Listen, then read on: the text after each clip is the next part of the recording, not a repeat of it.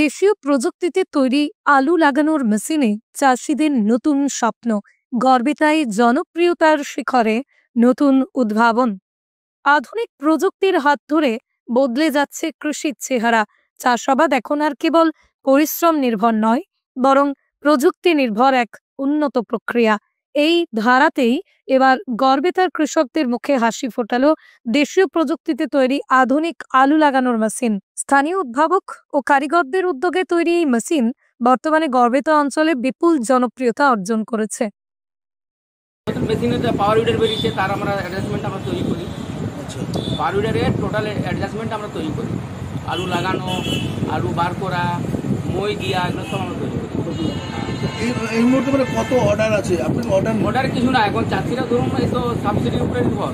Subsidy ছাড়বে আপনার ওই নভেম্বরে মনে হয় 15-20 তারিখ করে।